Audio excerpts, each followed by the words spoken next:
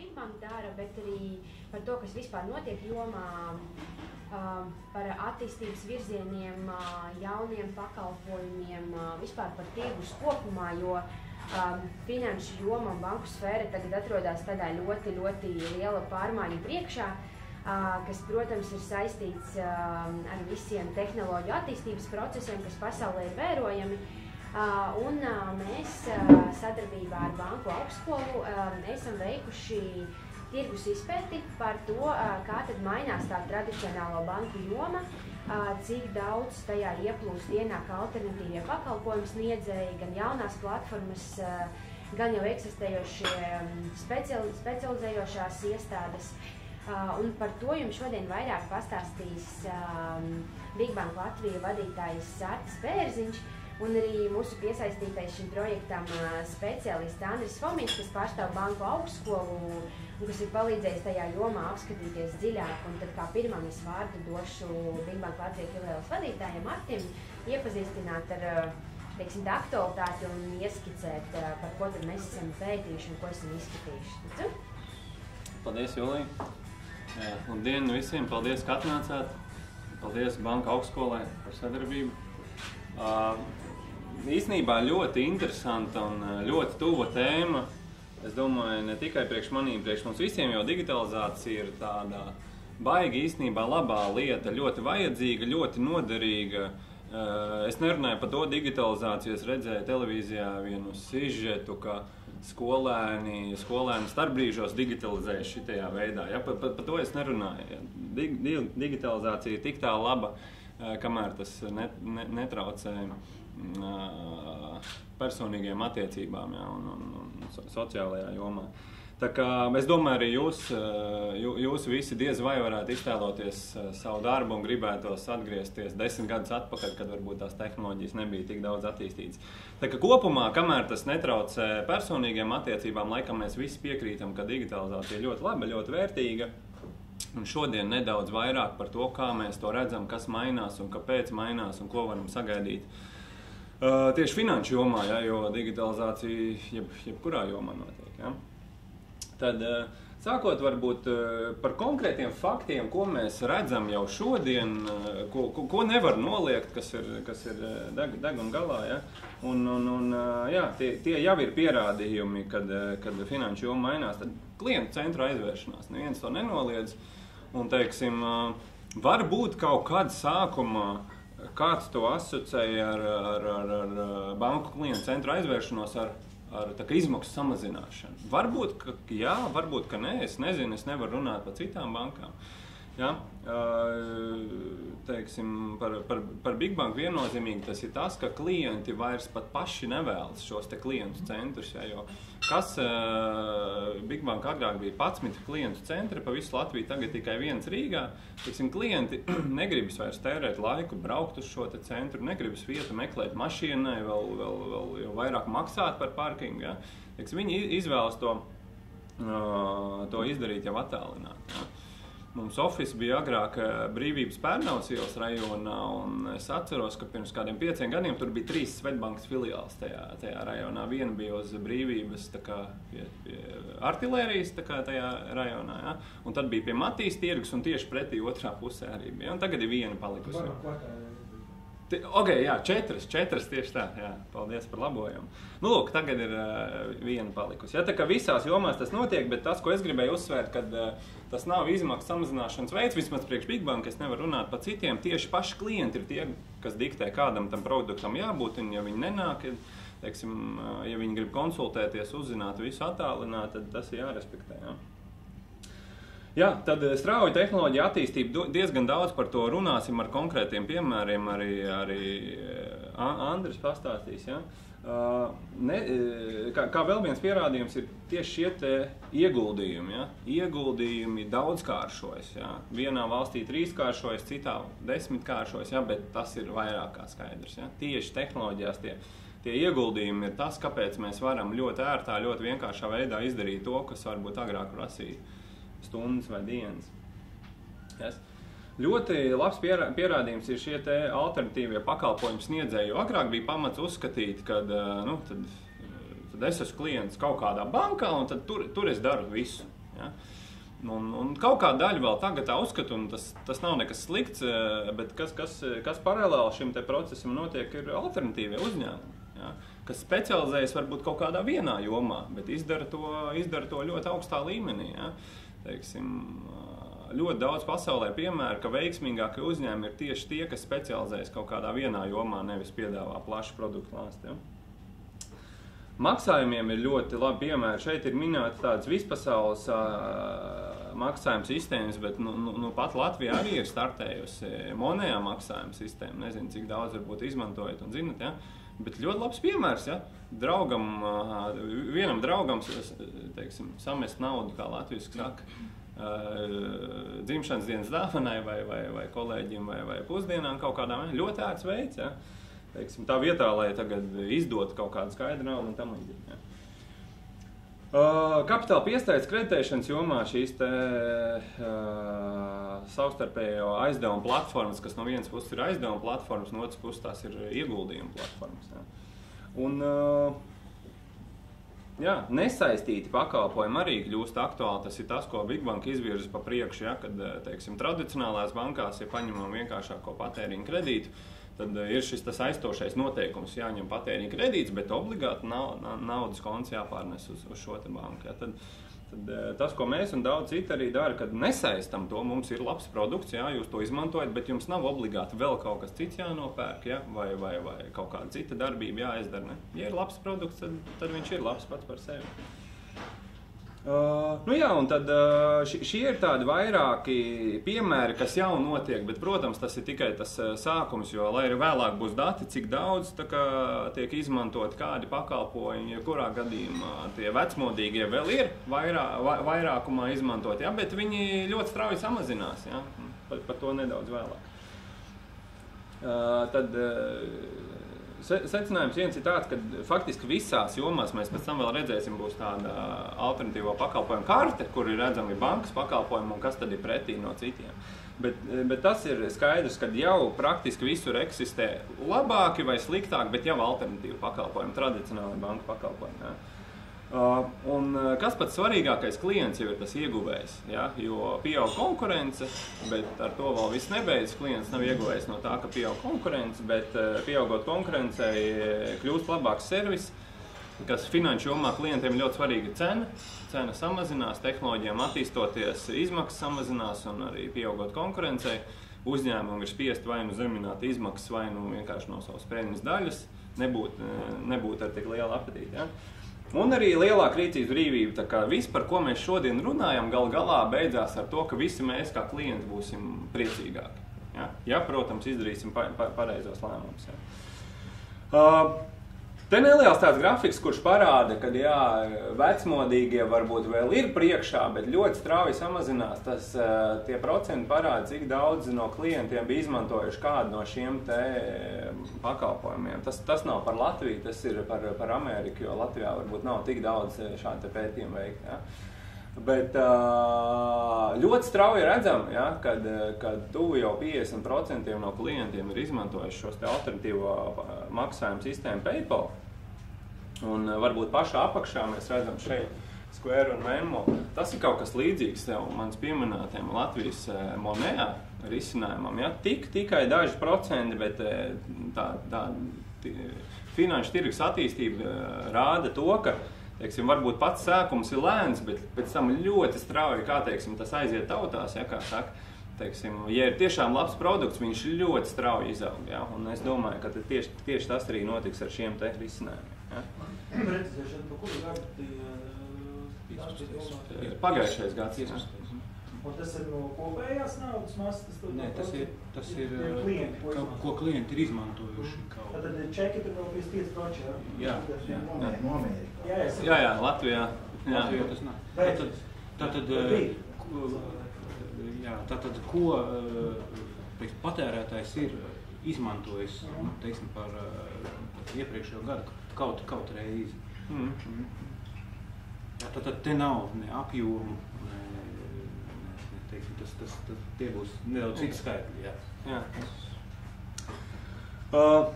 Tad no šie te iegūmi no šīs te finanšu tehnoloģijas attīstības, daudz kas zināms, daudz kas arī nē, bet, teiksim, šī te piekļuve ir ļoti vienkārši, jā. Protams, tā bija jau ļoti sena vēsture, kad, lai kaut ko samaksāt, bija jāiet uz banku, liels komisijas un ilgi jāgaida, jā. Bet kopumā piekļuva var ieguldīt līdzekļus, jā. Ļoti, ļoti ērti, tagad ļoti ātri par salīdzinoši zemām izmaksām, jā. Par konkurenci es jau minēju, arī riski tiek samazināti, teiksim, attīstoties šīm te finanšu tehnoloģijām. Kā labs piemērs ir, tas ir arī tai pašā Amerikā izmantots, Latvijā es to vēl neesmu redzējis mājokļu kredītos, pirms izsniegt mājokļu kredītu, teiksim, bet arī citos ne tikai, bet tur tas ir populārākais. Teiksim, Latvijā kāda ir tradicionālā sistēma, iesniedz konta izdruku, tur kaut kāds zemesgrāmatas dokuments, tur varbūt no darba vietas vēl kaut ko, ja, un tad tiek pieņemts lēmums. Ja. Bet kas ir šī te jaunā tehnoloģija, ir tāds vizuāla DNA uzņēmums, kurš specializējas teiksim, klientu personības saprašanā, teiksim, neuzdodot nekādus jautājumus, teiksim, tur par ienākumiem, par kredītvēsturēm, tam līdzīgi tieši pretēji par klienta profilu kā tādu, kā klients rīkotos konkrētās situācijās, kādi viņam ir paradumi. Un, teiksim, ar šādiem te vizuāla DNA jautājumiem tiek ļoti labi atšķirti riskantākie no mazāk riskantākiem klientiem. Un ko tas dod labākiem klientiem? Atkal izdevīgāks piedāvājums, kopā bankai mazāk zaudējumu, līdz ar to pārējie klienti maksā mazāk. Ja? Jauns risinājums, ko arī pirms šī te pētījuma es nemaz nebija lietas kursā. Latvijā tas nav vēl redzams, bet jā. Ārzemēs jau strādā. Arī šajā te jomā, ko es minēju, ir arī citi uzņēmumi, tā ka nav tā, ka viens uzņēmums kaut kur izdomājas, nē, tas ir, teiksim, vēršas plašumā, jo ir skaidri, teiksim, tas iegūms ir ļoti skaidrs. Protams, arī uzlabota sadarbība, tāda pārredzamība, caurspīdība, tādā ziņā, kad, teiksim, lai noskaidrot, kas notiek ar mūsu, teiksim, finanšu darījumiem, kaut vai ļoti labais Svetbankas risinājums pakratam telefonu, mēs jau zinām, ja? Tas ir vienkārši, ja? Nekādas tur paroles jāievada, nav tur jāgaida, kaut kur jāiet, ja?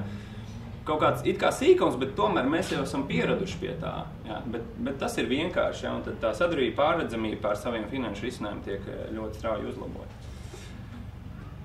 Par tām izmaksām, manuprāt, ļoti labs grafiks, kurš parāda to klientu iegūmu. Ja? To klientu iegūmu, šīs te ir izmaksas, lai apstrādātu transakciju. Ja. Tad šī te telefona banka, kur Latvijā vairs neeksistē, ir otrā dārgākā, praktiski neeksistē, ir otrā dārgākā. Ja. Un viss šīs te mobilās lietas un internetu lietas ir vislētākās. Ja. Un it kā liekas paradoksāli, kā tā var būt visu laiku ieguldījumi. Šī te ir joma, kur tiek ieguldīts visvairāk, bet tas ir vislētākais. Kāpēc? Jo proporcionāli samazinās arī cits izmaksas, kas varbūt bija šiem te pirmajiem kanāliem, tur bankomātā, visu laiku nodrošināto skaidrs naudas apriti, tur inkasācijas, vietas jāīrē šiem te bankomātiem un tā tālāk. Ja. Jā, ieguldījumi šīm digitālajām lietām ir daudz lielāki, bet pirmkārt apjoms ļoti strauji aug un tā kā izmaksas uz vienu transakciju ir salīdzinoši mazas. Un atkal, kas tad ir ieguvējis? Ieguvēji esam mēs visi klienti. Tad kopsilkums, jā, pirms dod vārdu Andrim, kurš jau ļoti, teiksim, labi, manuprāt, ar datiem parādīs interesanti sakarības, tad jā, kad tas, kas ir noticis šobrīd tirgu, ir stiprākā vai mazāk stiprā veidā, ir alternatīvas visur. Ja? Maksājumiem ir alternatīvas, aizdevumiem ir alternatīvas. Ja? Gan noguldīt, gan saņemt finansējumu, tam visam jau ir alternatīvas, spēcīgāks vai mazāk spēcīgs, bet tas jau ir, un par to mums ļoti liels prieks, jo tas nozīmē, ka mēs ejam līdz laikam un kad attīstība notiek. Jā. Turpina Andris. Jā, labi, paldies. Arī man liels prieks jūs visus redzēt un padalīties ar savu darba rezultātiem. Sadarbībā ar Bigbank tiešām gribu arī pateikties par tādu iespēju. veikt tiešām tik interesantu un aizraujošu darbu. Jo tas kopējais iespējas ir tāds, ka šobrīd šī te nozare, viņa principā piedzīvo tādu sprādzienveidīgu attīstību. Ja? Tātad mēs redzam ārkārtīgi tādu strauju jaunu tirgus dalībnieku ienākšanu šajā tirgu. Un kā jau Artis minēja savā prezentācijā, mūsdienu finanšu tehnoloģijas viņas pat nevienmēr ir saistīts ar finansēm, kaut vai, teiksim, tas pats tas risku samazināšanas rīks Visual DNA, tas ir, teiksim, absolūti psiholoģisks, ja, tātad psiholoģisks risinājums, un to ir izstrādājuši profesionāli psihologi. Un tātad tas nozīmē to, ka tātad šīs te informācijas tehnoloģijas, informācijas tehnoloģija attīstība finanšu sektorā, viņa, kā lai saka, attīsta un arī veicina sadarbību starp ļoti plašu uzņēmumu sektoru. Ja? Tātad īstenībā finanšu sektors iegūst no tā, ka viņš arī ciešāk sadarbojās ar pavisam it kā attālinātu nesaistītām nozarēm. Un tad ķeroties pie savas prezentācijas daļas, es vēlētos teikt, ka apskatot, esmu iezīmējis, tad mēs esam iezīmējuši tādus galvenos 4 pakalpojumu attīstības virzienus, un kā jūs redzat, tie ir maksājumi, tātad, ko mēs arī tā kā šobrīd bieži sastopamies, jā, tātad maksājuma risinājumi, kas ir pilnīgi savādāki, kā viņi bija agrāk, jā, tātad mazāk pierasti. Otra tāda šobrīd arī ļoti strauji augoša sektors ir alternatīvās kreditēšanas iespējas, ja? Un arī teiksim, tas ir vairāk saistīts uzņēmumiem alternatīvie kapitāla piesaistes risinājumi. Un, protams, jā, tātad par cik šīs te alternatīvie pakalpojumi sniedzēji darbojās kā bankas, ja, tātad viņi finanšas savā ziņā līdzīgi kā bankas, nebūtu precīzi teikt. Viņi palīdz tiem, kam ir brīvie naudas līdzekļi, viņus izdevīgāk izvietot, un tiem, kam to līdzekļu pietrūkst, viņus izdevīgāk saņemt. Ja, tad arī šī ķēdē integrējās noguldīšanās un ieguldīšanās pakalpojumi.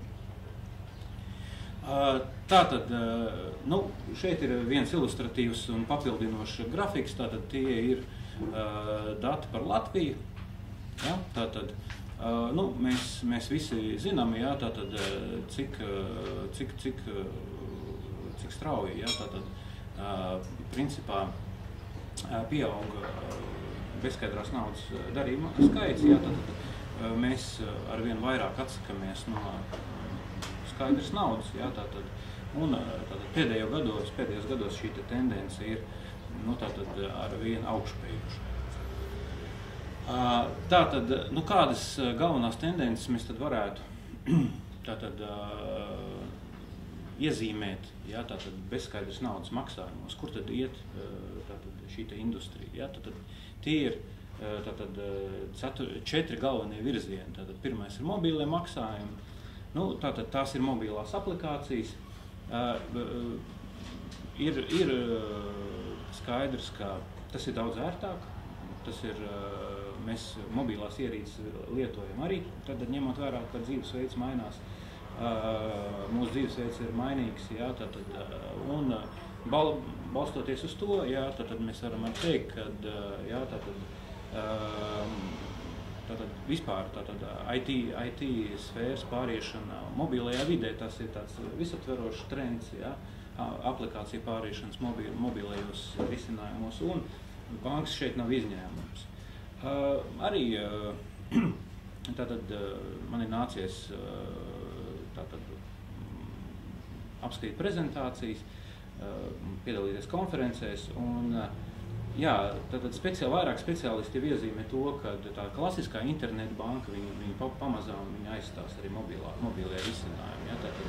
Tad mobilais risinājums droši vien būs kaut kādā varbūt tuvākā vai tālākā nākotnē vienīgais risinājums, kā mēs teiksim, sadarbojamies ar kredīti iestādi un finanšu sistēmu.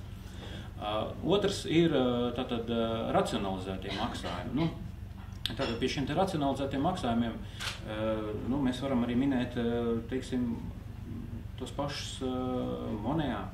Ja? Tātad, kad maksājuma sistēmas viņas kļūst vienkāršākas, racionālākas, tāds specifiski pielāgots starppersonu, ja? Tātad risinājumi, jo kaut arī pašā Monejā aplikācijā tātad jums vairs nav jāzina ne konta numurs, ne vārds uzvārds vai personas kods, ja? Tātad ātri, ērti, intuitīvi, racionāli, ja? Tātad mēs izmantojam un pielietojam šos te maksājumus. Arī tāds varbūt vairāk nākotnes jautājums ir integrētie maksājumi. Tātad tas nozīmē to, ka tātad veicot pirkumus, ja, tātad principā pirkumu varēs veikt ar vienu pieskārienu uz ekrānu. Ja. Tātad šie te maksājumi būs, visi uzdevumi, viss būs ieintegrēts visā tādā pakalpojumu ķēdē. Arī viens labs piemērs kaut vai no tā paša PayPal, bet tas ir vairāk saistīts ar uzņēmumiem.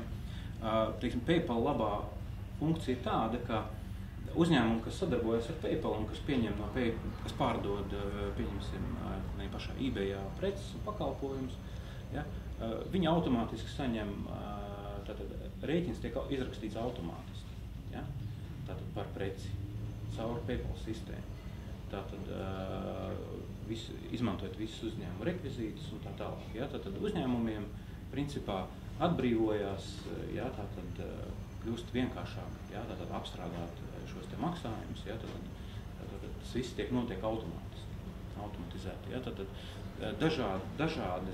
dažādas labas lietas, viņas tiek integrētas tātad kopā tādiem maksājumu sistēmā. Jā, tātad, lai gan pakalpojumu sniedzējiem, gan uzņēmējiem, gan patērētājiem būtu viss daudz vienkāršāk. Un, protams, nākamās paaudzes drošība. Ja? Mēs jau zinām, ka jau virkne vietāluņu, kur mēs lietojam, ja, tātad piedāvā tādu saucamo pirkstu nospiedumu sensoru, bet mēs tiesa viņu šeit Latvijā ikdienā lietojam kā tikai tādu drošību, lai svešu personas nepiekļūtu mūsu telefonam. Ja? Tātad, šie te, teiksim, drošības risinājumi, jā, tātad pat tiek caur kameru, pieņemsim, tur sejas laipstu nolasīšanu un tā tālāk, jā, tātad tādas iespējas jau ir pastāv, jā, tātad viņas varētu nākotnē tikt vēl arvien vairāk iekļautas, teiksim, maksājuma sistēmās, lai nodrošinātu drošību, jo, šobrīd, jā, tātad maksājuma drošība internetā, tātad balstās uz 3 ciparu kodu, jā, uz maksājuma kartes, un tādām advancētākām kredīti iestādēm, jā, tātad, tur ir vēl autentifikācija, caur internetbanku, kas ir labāk, bet principā, jā, tātad mūsu maksājums ar maksājuma karti sargā 4 ciparu pinkods, jā. Tātad, jebkurā gadījumā mobilās aplikācijas, šie risinājumi un mobilā telefona iespējas nākotnē sniegs daudzkārt augstāku drošības līmeni attiecībā, teiksim, uz savu finanšu pārvaldīšanu. Ja? Un viena piebilde no dzīves par to drošības līmeni.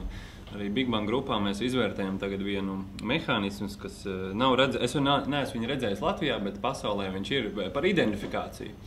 Jo drošība iet kopā ar identifikāciju, un tad, lai šie mūsdienīgie pakalpojumi būtu ātri pieejami tajā internetu vidē, vajag arī identificēt personu bez riska, nevis viņu sūtīt uz filiāli.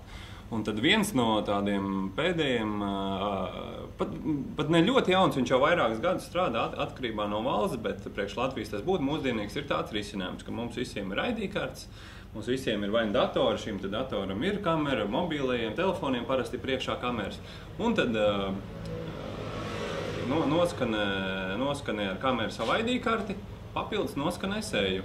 Un tur jau ir iebūvēta metodoloģija, kas salīdzina, vai tas ir tas īstais cilvēks vai nē, jo ID karti var nozagt, bet seju jau nevar nozagt. Kā lūdzu?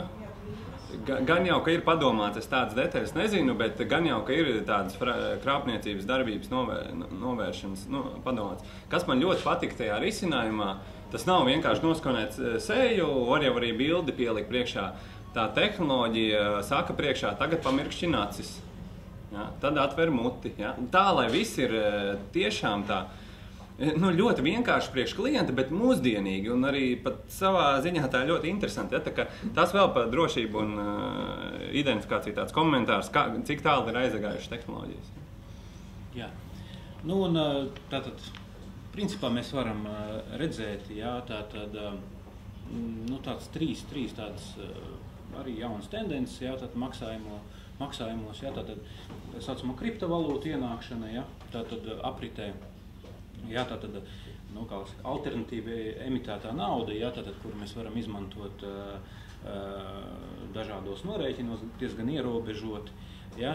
Tātad ļoti pretrunīgi vērtēts tāds jaunievedums, jā, tātad, ir zināmas problēmas, kas ir ar šo te saistīts, teiksim, un konkrēti valstī, jā, tātad tas ir tā cīņa ar naudas atmazgāšanu, jā.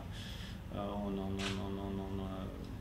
vēl dažādi citi jautājumi, jā, tad noziedzības finansēšana, jā, tad, līdz ar ko, teiksim, valsts cenšas ierobežot, jā, bet, tomēr tas trends tāds ir, jā, tātad alternatīva valūta, kas pēc savas būtības ir ļoti droša, jā, personalizēta, jā. Otra tendence ir starppersonu maksājumi. Jā, tātad tipiskais piemērs Monējā, jā, un, teiksim, mobilā nauda, jā, tātad, kas šīs te, tāpatās visādi bonus, jā, tātad, ko mēs esam pieraduši saņemt kartēs un tā tālāk, jā, tātad, kad tas arī tiek integrēts maksājuma sistēmās. Jā, tātad, kā mēs redzam, Latvija, ja, tātad internetu tirdzniecībā, tātad bezskaidra nauda jau arī ir apsteigusi, ja, tātad karšu maksājumus, ja, tātad arī, teiksim, mēs izmantojam, iepērkamies ārvalstu veikalos arī, teiksim, tātad labprāt. Jā, tātad izmantojam alternatīvos pārvedumus. Jā, tātad pasaulē, jā, tātad mēs arī uz World pētījumu bāzes, jā, tātad varam apgalvot, ka bezskaidrs naudas norēķini šobrīd ir ieņem 10% no, tātad alternatīvie bezskaidrs naudas norēķini ieņem 10% no kopējā bezskaidrs norēķina daudzuma. Apjoma tātad 15. gadā apsteidz karšu maksājumus un līdz, teiksim, 19. gadam tiek prognozēts, kad arī absolūtajos skaitļos tātad no naudas apjoma, tātad bezskaidrs naudas alternatīvie norēķina veidi internetu tirdzniecībā dominēs. Ja? Tātad tālāk pārslēgšos pie kreditēšanas, ja? Un tātad šeit ir tāds pāris attēli. Jāsaka tā, ka īstenībā viens no tiem tādiem manā skatījumā dzinuļiem, kas tieši stimulēja, ja, tātad alternatīvā finanšu sektora attīstību, bija 2008. Gada krīze, ja, un, teiksim, valdību reakcija uz notiekošo. Jo kas notika? Jā, tātad, kā mēs atceramies, gan Latvija nebija nekāds unikāls piemērs, visur Eiropā ar šo problēmu saskārāmies. Jā, tātad notika, tātad bija problēmas lielajās kredītiestādēs, bija valdības puses, jā, tātad šīs kredītiestādes tika glābtas, tika ieguldīta nodokļu maksātāju nauda. Protams, jā, tātad sabiedrības viedoklis bija tāds, ka mēs nevēlamies maksāt, jā, tātad par, teiksim, privātā sektora kļūdām. Jā. Un, tātad absolūti acīm redzama reakcija no valdības puses bija tāda, ka, tātad prasības pret bankām ir jāpadara stingrākas, bankām ir jākļūst drošākām, jākļūst drošākām. Nu, un tātad, kas notika? Jā, tātad tika ieviesti ļoti daudz un dažādi regulējošie normatīvas starptautiskā līmenī. Un ko tas nozīmē? Tātad bankas tiešām kļuva daudz drošākas. Mēs varam droši apgalvot, laikam viņas ir daudzkārt drošākas nekā bija, teiksim, 2008., 2007. vai 2006. gadā pirms krīzes. Bet ko tas nozīmē? Tas nozīmē to, ka bankas atteicās, tātad kreditēt, viņas arī bija spiestas atteikties kreditēt augstāka riska klientus. Ja? Tātad,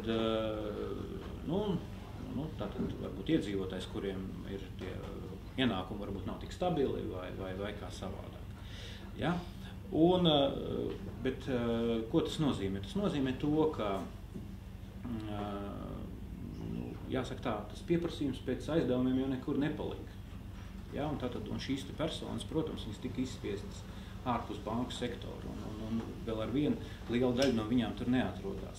Ja? Un tātad loģiski šo tirgus vietu aizņēma,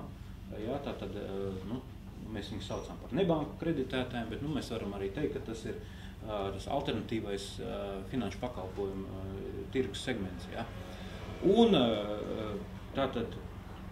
no otras puses, ja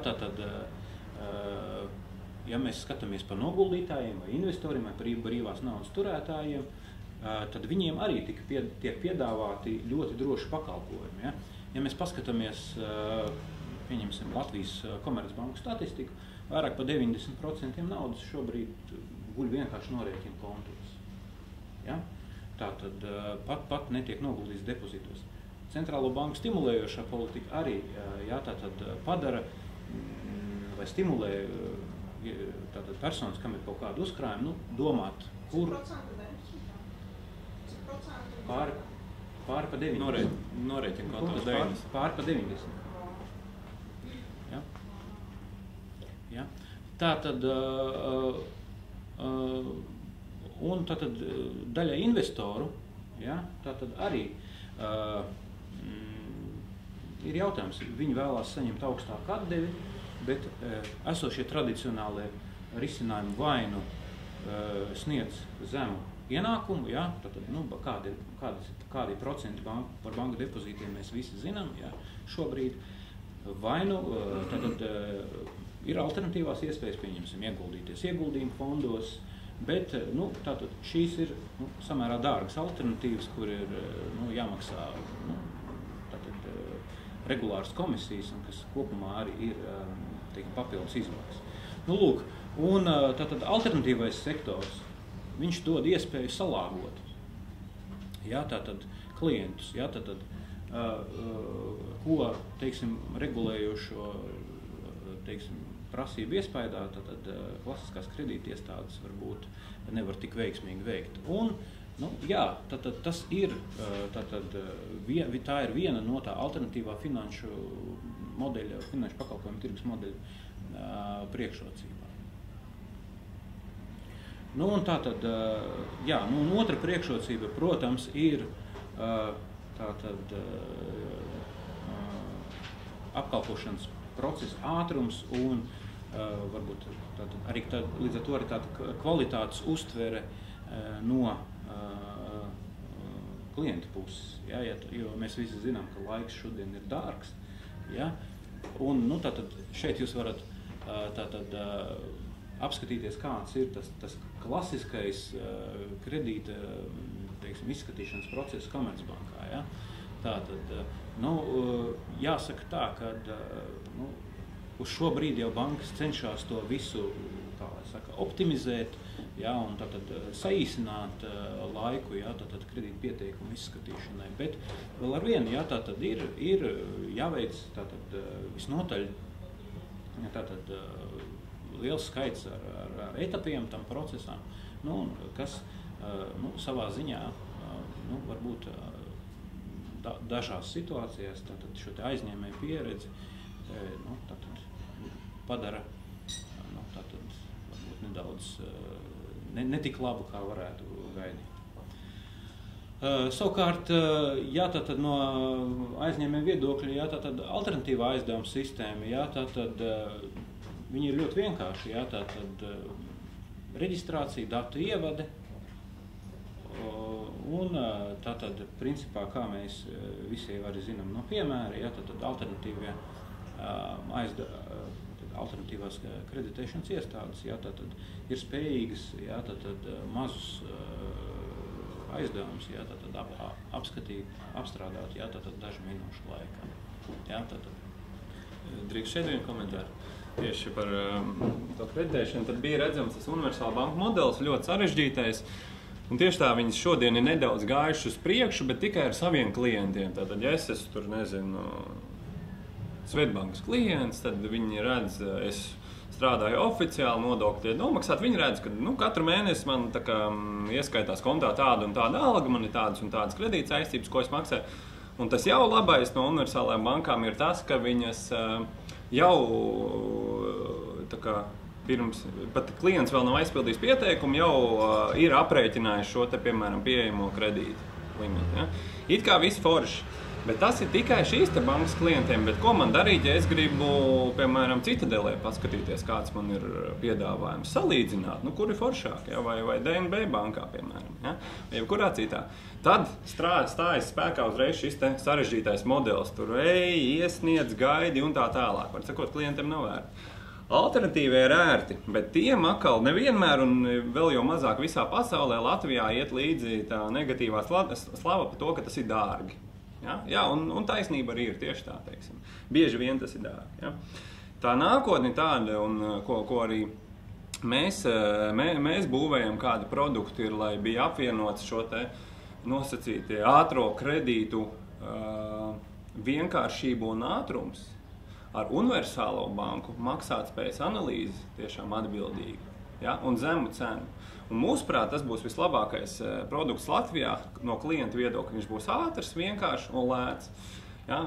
Tur ir zināmiem priekšnoteikumiem jāizpildās, tur daudz darbs vēl darāms, ja? Bet šo te vienkāršo modeli var arī ieviest klientam draudzīgā veidā ar atbildīgu maksātspējas vērtēšanu un pa zemu cenu. Tas mans komentārs bija, ka nav obligāti jābūt ka šodien tas jau ir pieejams, bet ierobežotam lokam es nevaru noskaidrot visā, teiksim, vai lielākajās Latvijas bankās, kur man ir labāks piedāvājums, tas ir sarežģīti. Rītdien tā vajadzētu būt, un es ļoti ceru, ka mēs būsim pirmie, kas to uzbūvēsim.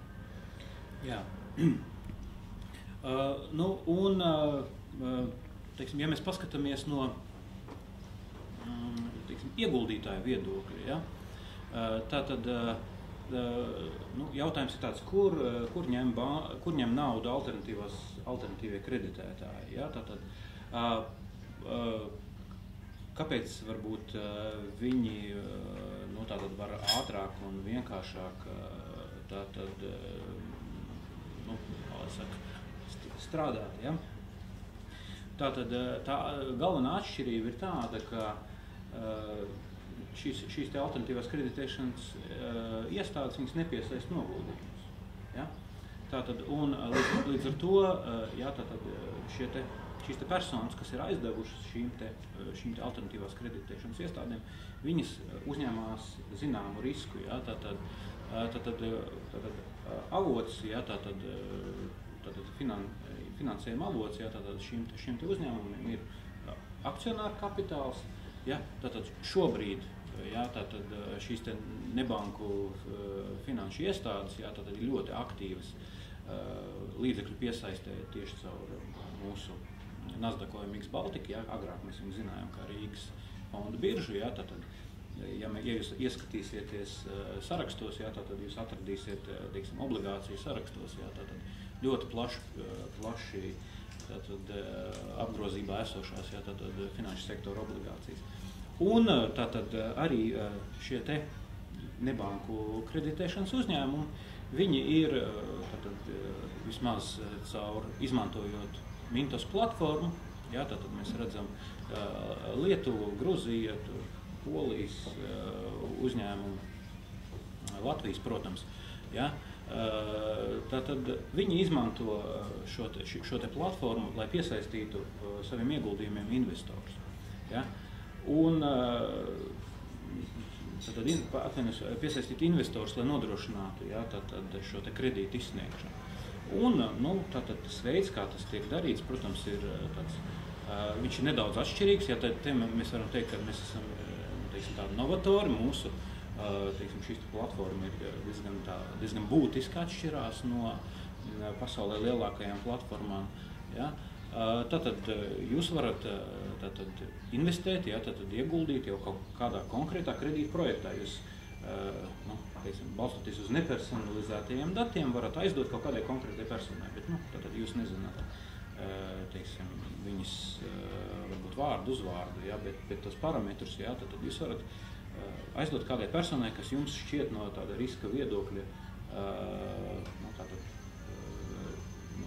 pievilcīgi. Ja.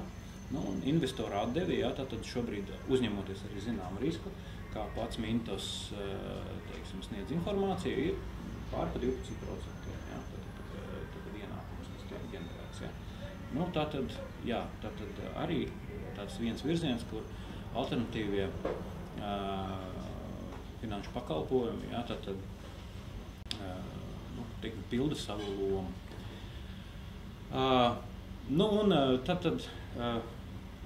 Ar Mintos es varbūt aizgāju nedaudz pa priekšu, bet pastāstīšu par alternatīviem kapitāla piesaistes risinājumiem, kādi tad ir tieši caur šīm te finansēšanas platformām. Ja? Tās galvenās priekšrocības ir sekojušas. Ja?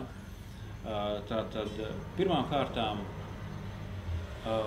uzņēmumi, ja, vai arī privātpersonas, ja viņas saņem aizdevumu šajās platformās, viņas var sadarboties tieši ar individuāliem investoriem ar platformu starpniecību. Ja? Tātad šī te ķēdīte, ja, kā lai saka, tā starpnieku ķēdīte, viņa ir padarīta maksimāli īsa. Ja? Tātad nav vairs, pieņemsim, vērtspapīra tirgus, kur ir arī vairākas institūcijas. Ja, tad, kur jūs esat kā ieguldītājs, jums bankā jātur pieņemsim ir vērtspapīra konts, tad ir birža pa starpām, un pēc tam tad investors arī, kā lai saka, sadarbojas ar biržu. Tad šis te, pieņemsim, juridiskām personām šis te ceļš ir maksimāli īsāks. Ja. Nedaudz bankām viņš arī tiesa nav ļoti garš, bet tāpatās. Jā, tātad platformas pozicionē, ka viņas ir padarījušas to maksimāli īsu. Ja? Tātad ir apkopotas investīcija iespējas, ja? Tātad tas ir vairāk no ieguldītāju vai investoru skatu punkti, ja? Tātad viņam ir platformā ir plašs piedāvājums, un viņš var izvēlēties savām vajadzībām atbilstošāko ieguldījumu, ja, konkrētā uzņēmumā vai aizdodot privātpersonai. Ja. Un standartizēts ir standartizēts priekšstats, ja, par finanšu situāciju. Ja. Tātad tās pasaulē lielākās platformas, viņas, protams, ka strādā atbildīgi. Ja, un tie visi finanšu dati, kas ir viņi ir apkopoti vienādi, pēc vienādiem principiem, un viņi ir pārbaudīti. Ja, un tas tā arī var būt minēta kā priekšrocība. Un mēs varam izdalīt tādus trīs galvenos platformu virzienus, kas ir konkurenti, kas var konkurēt ar tradicionālām kredītiestādēm. Paralēli pieminēšu vēl vienu veidu, kas tas ir stāv bišķīt nostāk. Ja? Tātad pirmais ir pūļa, piesaistīt pūļa finansēšanas platformas. Ja? Tātad mēs viņus zinām kā peer-to-peer lending vai P2P. Ja? Tātad, kur no vienas puses ieguldītāji ieguldās, ja? Tātad investori šīs platformās ieguldās savus brīvos naudas līdzekļus, un platforma tātad jau atlasītiem aizņēmējiem piešķir aizdevumus. Ja? Un Tātad te ir, teiksim, vairāki darbības principi. Ir, teiksim, tas Mintos princips, ja, tātad, kad aizdevums jau ir izsniegts, tad jums tiek piedāvāts ieguldīties, ja, tātad šajā aizdevumā, un attiecīgi tā nauda, kuru ir piesaistījis platforma, viņa aiziet nākamo klientu, teiksim, finansēšanai. Teiksim, Lending Club, Zopa, tātad pasaules vadošās platformas, viņas, tātad jūs ieguldot šajās platformās, pērkat viņu tā kā laistu apgrozībā, laistos tā kā vērtspapīrus, ja, daļas. Ja? Un tātad tā platforma viņas attiecīgi izmaksā jau jums pienākošos procentus un atmaksā ieguldītos līdzekļus jau no tā visa lielā sava kredītu portfeļa. Jā, tad otrs teiksim, virziens ir individuālo ieguldītāju platformas. Tāds labākais, lielākais piemērs ir tāds saucamais Angel List. Ja? Tātad tā ir platforma, kur piesaista tā saucamos biznesa eņģeļus. Ja? Tātad profesionāli, tie biznesa eņģeļi ir profesionāļi, ja? Tātad, kuru rīcībā ir ievērojami finanšu līdzekļi, un viņi iegulda viņu prāt perspektīvos uzņēmumos, un paralēli šim te ieguldījumam arī sniedz tādas vadības konsultācijas, palīdz uzņēmumam izaugt. Ja? Tātad tas ir Angel List ir savā ziņā kā biznesa eņģeļu sociālais tīkls, un uzņēmumi, tātad, kuriem ir labas biznesa idejas, viņi šī platformā ievieto savus biznesa pieteikumus, un tātad attiecīgi šie biznesa eņģeļi, tā ir tāda viena vieta, ja, tātad, kur tie biznesa eņģeļi tad arī izvēlās, ja, tātad perspektīvākos ieguldījumu veids. Un trešais tāds arī interesants veids ir pielāgojamās platformas. Tātad Lielbritānijā ir, ja nemaldos, tāda platforma Spacehive, ja, tātad tā ir platforma, kas specializējās ētisko ieguldījumu jomā, ja, tātad netiek finansēts bizness, kas neatbilst ētikas principiem, ja, un tātad šiem te ieguldītājiem tiek piedāvāts fiksēts ienākums 7 līdz 9% gadā. Ja, tātad tāds specifisks veids, ja, tātad pielāgojumi tādēļ, kad ir pielāgota ieguldījuma nozare un attiecīgi pielāgots ienākuma apjoms. Un savā ziņā nostāk stāv tādas platformas, kuras mēs esam dzirdējuši kā Kickstarters, ja, kur tātad uzņēmumi no sabiedrības labai biznesa idejai savā ziņā vāc ziedojumus, ja, tātad, lai šo te biznesa ideju realizētu. Ja. Ja, bet tātad, tā arī it kā būtu finanšu tirgus sastāvdaļa, bet tātad, kā mēs zinām, tradicionālās finanšu sektors ar ziedojumiem tātad nenodarbojās. Jā, un ir tātad trešais, pa ko jau mēs tā kā jau pašā sākumā minējām, ja? Tātad finanšu tehnoloģijās ienāk sfēras, kas it kā tieši nemaz nav saistītas ar pašām finansēm. Ja? Tātad jau mūsu izanalizētais Visual DNA un ir tāds pats uzņēmums Entrepreneurial Finance Lab, ja, tātad, kas sniedz, izmantojot personas psiholoģiskā profila analīzi, ja, daudzpusīgu, izmanto šos te aspektus, ja, tātad kredītspējas analīzē. Ja es nemaldos, pēc Mastercard pētījuma datiem, kompānijām, kas izmantoja šos te instrumentus, tātad slikto kredītu apjoms samazinājās pat par 25%. Ja? Tātad tas ir tāds ļoti svarīgs slānis, ja? Tātad, jo, kā saka, finanšu dokumenti viņi vēl nepasaka, varbūt nesniedz pilnu ainu par teiksim, aizņēmēju kredītu risku. Ja? Un tātad vērtspapīra tirgu, ja? Tātad, Latvijā tas nav populāri, ņemot vērā to, ka mēs esam ļoti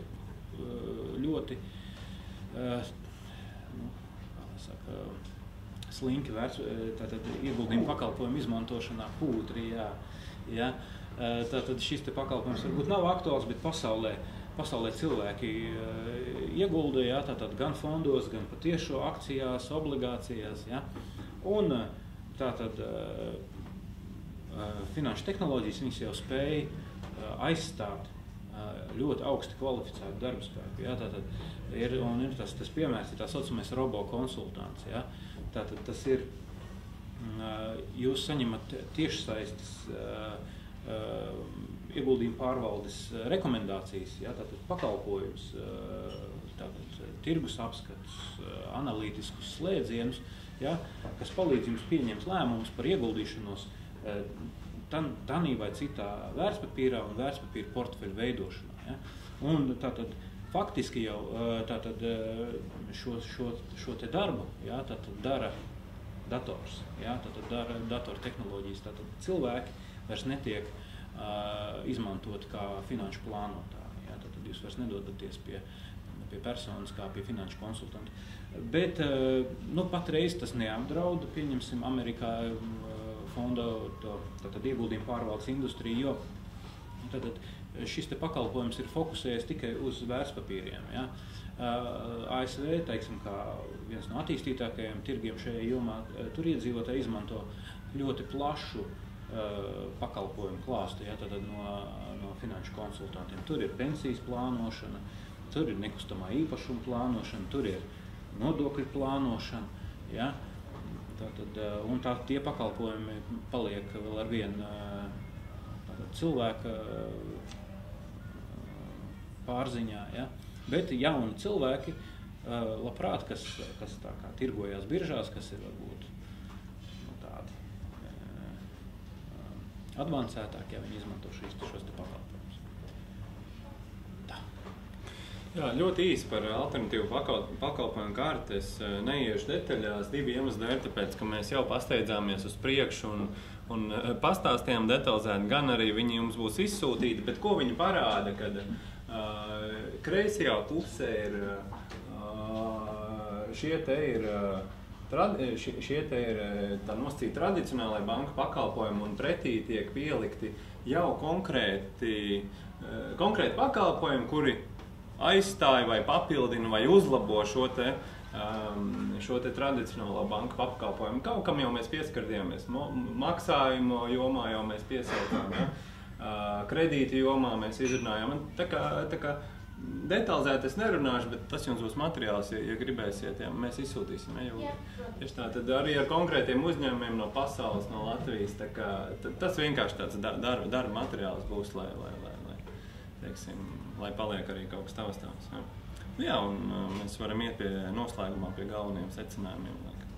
Jā.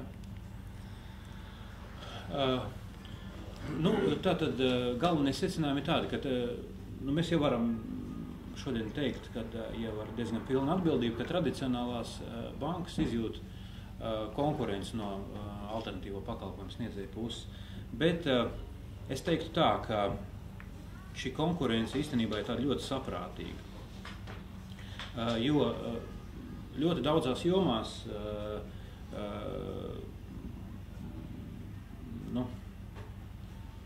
tie paši alternatīvie pakalpojumu sniedzēji sadarbojās ar kredītiestādēm. Ja? Tāpatās tenīs veicot maksājumus, ja?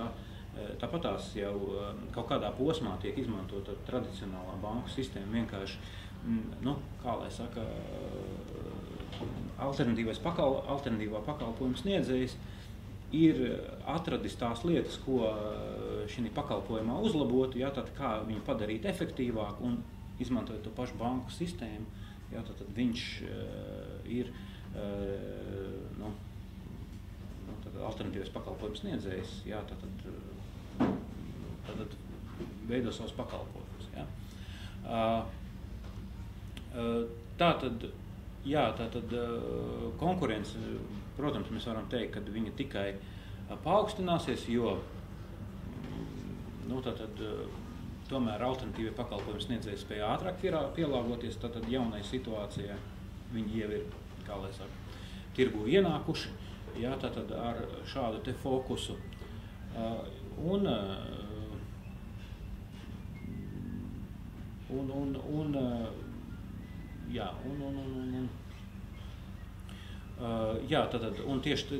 tieši specializējoties uz vienu vai dažiem pakalpojumiem, alternatīvo pakalpojumu sniedzējs spēs ātrāk reaģēt, jā, tātad uz tirgus izmaiņām.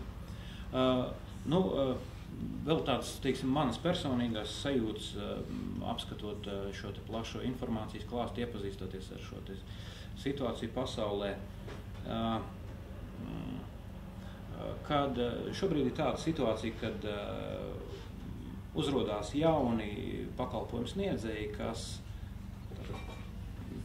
tātad sniedz kaut kādu konkrētu pakalpojumu, teiksim, starppersonu pārskaitījums, starppersonu kredīti. Manā skatījumā nākotne būs konsolidācijā. Ja? Tātad mēs jau zinām, kad ir radītas, teiksim, mobilo maku aplikācijas, bet jūs tur varat pārskaitīt, teiksim, tikai norēķināties par preci, ja? Vai samaksāt par preci internetā vai veikalā. Ja?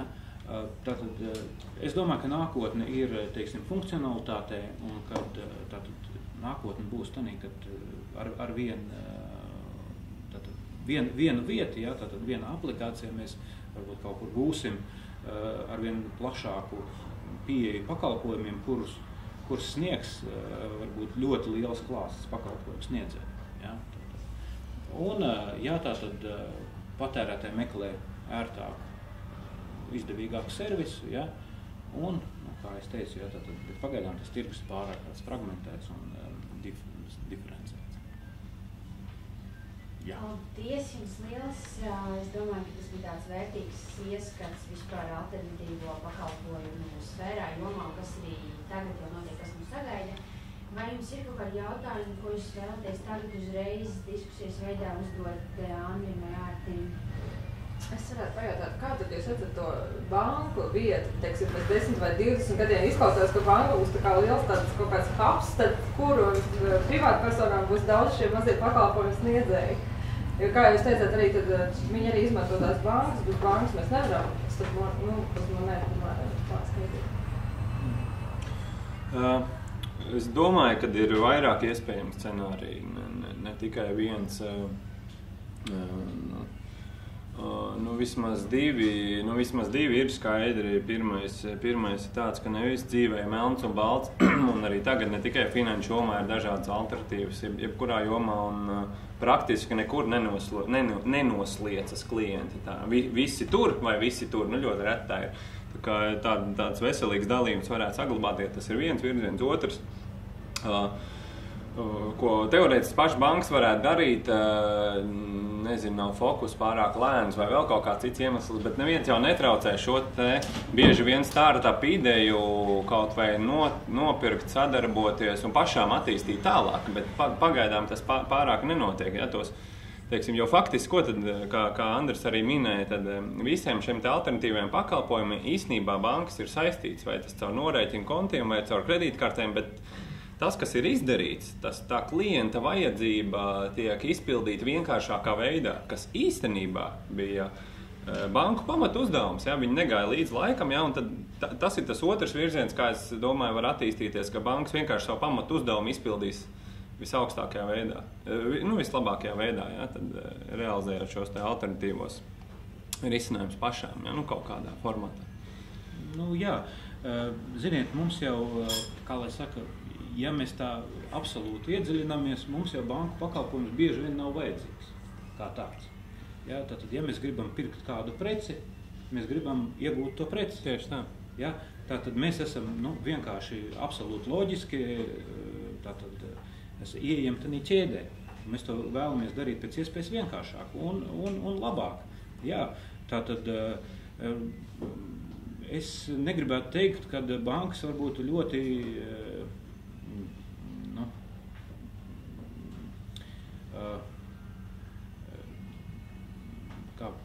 kā labāk pateikt. Teiksim, jā, viens scenārijs varētu būt, ka bankas no kaut kādām lietām atteiksies. Ja? Pieņemsim, tātad vismaz varbūt veiks tos starpbanku pārskaitījumus, turēs naudu mūsu, ja? Varbūt nodrošinās kredītu izsniegšanu, bet teiksim, tam patērētājiem tas notiks viss kaut kādā tādā savādākā, nemanāmākā veidā. Ja. Ja, tam ir, jo tiešām tas galvenais trumpis tam alternatīvajam ir tas, ka tas ir ātri, ērti, saprotami un vienkārši. Ja. Mēs draugam pārskaitam, ieejot aplikācijā ar dažiem pirkstu, kā lai saka, pat ne klikšķiem, bet uzspiedieniem uz ekrānu. Kaut vai modernajā internetbankā mums ir mums jāzina konts, mums jāautentificējās ar vairāk pakāpju drošības sistēmu. Tas ir grūtāk. Ja, bet, kā es teicu, bankas ļoti aktīvi sadarbojās. Ja, tātad pieņemsim tas pats Apple Pay. Ja, praktiski visas lielākās Amerikas bankas jau sadarbojas ar šo sistēmu. Ja viņas saprot, ka tas ir serviss klientam. Un varbūt pat kaut kādā mērā, ja tādas bankas, kas spēs pielāgoties, viņas būs ieguvējis. Jo, teiksim, mazajām bankām būs labāka pieeja klientiem, ja? Un tātad lielās bankas arī varēs koncentrēties vairāk uz labu pakalpojumu radīšanu. Tā kā, es domāju, ka tā būs tā nākotne, tātad būs labs pakalpojums. Viennozīmīgi, klients vienmēr pirmajā vietā, un viņš diktē to, kādam būtu produktam. Tas, par ko mēs runājam, ir produkts, kādu klients grib redzēt, un klients to nosaka, un kurš ātrāk uztaisīs to produktu. To arī klients izmanto. Kas kuram klients? Tātad, kā jūs tur negatavojieties, atgūties, jūs, jā, visu šī industrija, kā tad? Te jau valsts jau tika pieminēta, ko valstī vajag, lai es nevarētu nopirkt preci ar kaut kādu pašu saģenerētu naudu, respektīvi uzlaužot šo te sistēmu, ka tur Eiropas centrālā banka, tur Inflīts un tam līdzīgi sapulcējās un nolēmīja. Ja mēs te kvantitatīvi mīkstināsim par 60 miljardiem eiro mēnesī, 80 miljardiem. Tad tā nauda nenokā, bet tik un tā, ja viņas grib kaut ko nopirkt, viņam ir jāatrod savu vietu barošanas ķēdē, un no šiem miljardiem jābarojās, un tad viņš kaut ko drīkst arī brīdz paēst vai nopirkt. Tad, lai jūs nebūtu nekļūt, kad jūs nenonāktu dažādās valstiskās represijās, kā tādi ļauži, kas palīdz šo sistēmiski uzlaust un iegūt precītis un maizītis un pakalpojumus par to naudu, ko nav centrālā banka ģenerējusi. Tas jau arī viss, kā jūs tā negatavojieties šādai konfrontācijai, nenonāksiet pamatotās vai nepamatotās aizdomās un nepiedzīvosiet kaut kādas represijas. Labs situācijas raksturojums. Represijas ir tāds vārds ar tādu sliktu pieskaņu, es domāju. Bet tā arī ir. Mums paskatieties uz Rastu Komercbanku. Jā, bet tur arī ir, teiksim, tur arī savs stāsts droši vien ir apakšā. Es neesmu kompetents par to runāt, bet gan, kā saka, nav dūma bez uguns. Ja? Represijas. Tikai saku, ka represijas. Tas, ko es gribēju pateikt, ka diez vai ir prognozējums kaut kādas tādas drastiskas represijas tur, kur nav nekas nelikumīgs, kur tie klienti tās vēlmes ievērots. Ja, teiksim, mūsu laikmetā, kad informācija apmaiņas ļoti ātri un diez vai ir iespējami kaut kādi absolūti kaitnieciski lēmumi pašam klientam. Ja. Es tam nedomāju. Līdz ar to kaut kāds, protams, tas tādā neredzamā mērā jau tagad notiek, kā Andris minēja, viss šīs te direktīvas un noteikumi un tam līdzīgi. Ja. Bet kaut kur tas robežojas arī, teiksim, ar drošību, un arī tas ir vajadzīgs. Un, teiksim, tas nav tāds melns un balts jautājums, ka kāds varētu pateikt pārāk drastiski tie noteikumi vai ne. Bet tādi, kas pēc būtības kaitētu, teiksim, šim te finanšu sektoram, es nedomāju, ka kaut kas tāds var notikt. Es domāju, ka nē, diez vai. Nē, tikai tas par banku saglabāšanos. Nauda ir bankā, un tad jūs tur ar savām sīkajām mazajām rociņām varēsiet piestrādāt no naudas pārlikšanas no viena konta, kas pieder tam pircējiem, uz otru kontu, kas pieder pārdevējiem, bet tikai tie abi konti atrodās bankās, kas izrādījušas valstīm pietiekami lojalitāti, un mēs to tad dzīvos mūžīgi neatkarīgi no tā, kā tur būs kurā brīdī tur būs kādā iekārtā, kā tie maksājumi uzdevumi tiks noformēti. Tāds jautājums, kurš vairāk viedoklis. Es jebkurā gadījumā uzskatu to, ka klients būs tas, kurš diktēs tos noteikumus, un bankas būs priekš tā, kad viņas nodrošina to infrastruktūru. Un nevienmēr bankas arī alternatīva, ja, bet... Nē. Vai bankām vispār ir vajadzīgi klienti? Tas ir tagadējais tas jautājums. Es domāju, ka jā, vai klientiem vajadzīgas bankas, tas ir cits jautājums, bet vai bankām klienti, es domāju, ka jā, klientiem. Bankas ir valsts pasūtījumi, tas ir uzsākt. Es varbūt piedāvātu jums, ja kāds paturpināt diskusiju pēc, mēs nekur noteikti neiesim prom, ja jums vēl būs jautājums, varēsiet palikt un uzdot. Varbūt kādam ir vēl kaut kas, ja mēs varam pāriet noslēgumam, jūs droši arī varat individuāli pienākt. Es tikai pajautāšu Bigbank, piedāvā arī robu konsultantu, arī ko piedāvā tieši Bigbank? Robu konsultantu, nē, mēs nepiedāvājam tieši no alternatīviem, jūs domājat. Faktiski šis te visparastākais Bigbank kopumā ir gan noguldījumi, gan patēriņa kredīti. Un šis te patēriņa kredīts ir savā ziņā ar alternatīvas bankām. Kāpēc? Jo īpaši mūsu jaunais produkts, ko mēs šogad ieviesam, lielo notikumu kredīts, viņš ir kāds, viņš vienlaicīgi ir lētāks, jo mēs esam spējuši izmaksas kontrolēt. Un viņš nav saistošs, viņš neierobežo, teiksim, kā lielākās Latvijas bankas, tu vari saņemt šo te patēriņu kredītu. Es runāju tiešām par lieliem kredītiem, lieliem mērķiem, tur remontiem un tādām, nevis tos mazās summas. Ja. Universālās bankas tipiski dara tā, ja šos te, lielos patēriņu kredītus izsniedz, bet tad, ja tu gribi dabūt labu cenu, nopērc vēl kaut ko vai pārnes savu algas kontu un mēs. Mūsu alternatīva ir tāda, ka tādas pašas vai zemākas cenas produkts bez kaut kādiem saistošiem noteikumiem. Tas tieši no alternatīvām, jā? Kā lūdzu? Tieši no alternatīvām pakalpojumiem. Jā, tā kā tas ir tā kā pa vidu, jo vienlaicīgi arī Bigbank ir bankas licences, mēs neesam tipisks alternatīvais, bet no produktu viedokļa, no klienta paskatoties, ar ko mēs esam savādāki. Tātad zemāks cenas produkts, tā kā nešantažē, jo tev tur jāizdara vēl tas un tas. Tā ir tā galvenā atšķirība. Multikuma kredītām viņš arī var mazāku summu paņemt? Es nedzirdēju, kam? Mazāku summu var paņemt, vai viņam jāņem tieši tā lielāku summu? Protams, tās summas ir no 500 eiro līdz 10 000, bet parasti tās tipiskākās tam produktam, par ko es runāju, ir 3 līdz 6 000 eiro. Jo, tas ir kredīts lieliem mērķiem. Bet ja vajag, tad, protams, ja, lielas summas, salīdzinoši zema cena, tas ir tas, faktiski Skandināvijai daudz ko pārmet, sliktās Zviedru bankas un tam līdzīgi, bet Skandināvijas tirgū tas ir ļoti raksturīgs. Salīdzinoši lielas summas, salīdzinoši zema cena, ja, kredīti.